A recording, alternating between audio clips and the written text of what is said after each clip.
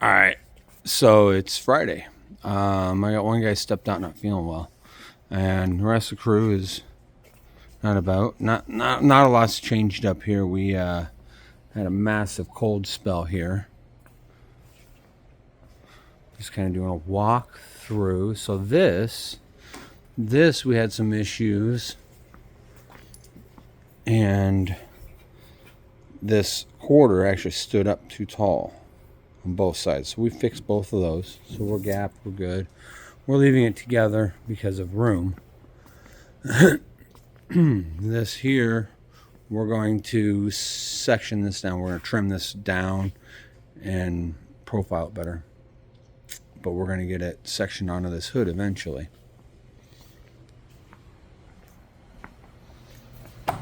We've been bending up some metal this week. I actually made some floor braces out of 16 gauge. Oh, that's a bear to work with. It took two of us. Caleb manned the crank and we wheeled it through the bead roller. That bead roller did not like doing 16 gauge. It hurt it a little bit.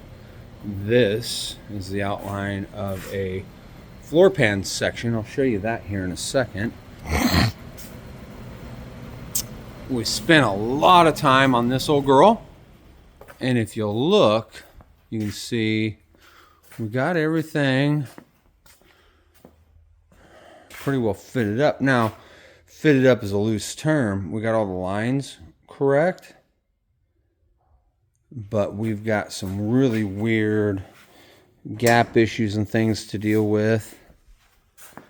This side is less bad, but this is going to have to be brought back because this actually dips out here. And the other side we started some corrections on, but we've got bracing all put in. I've got an out of square issue I cannot figure out. It's like the box floor is out of square, or one bedside is longer than the other. I don't know. It's slightly out of square, but everything lines up. So I haven't figured out what the hell's going on. We got a truck. So this is the floor section that I got traced out up yonder. And this actually goes in here. That's that floor brace that we made. We made two of them.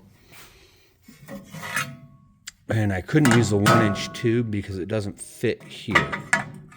But if you look, the old 49 here, we're finishing the weld up on it. We'll knock the welds down, but we're not gonna smooth or blend anything in. And this brace will go basically right there, which will carry that hump, that wheelhouse, and then the floor. I've got a line. The top line is where that actually lines up at. That'll go in there, and then we've got this Mustang tank supplied. That'll go in there. So for the rear end, really all we've got left, I made this out of 16 gauge because when we get that tank dropped in here, we're actually going to drill through and put nut zerts in half a dozen or 10 places to fasten that down. Once we get all this secured in here, that isn't touching that quarter. It's really close, and that can be seam sealed later to keep stuff from falling down. But I got to do the trunk drop. That would be connected there and come up to the bottom of the floor. So we'll build that last. But yeah, so we got a lot of stuff handled.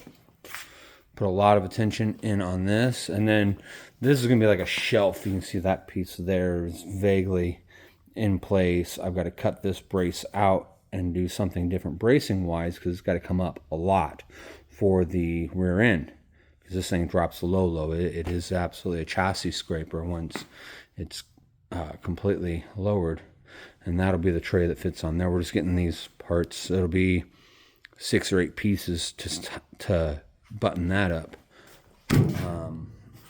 Got that started, but that's going to tie the two together. It's quick and dirty, but it does the job. It needs that structure to carry that whole thing how it's supposed to be. So that's it.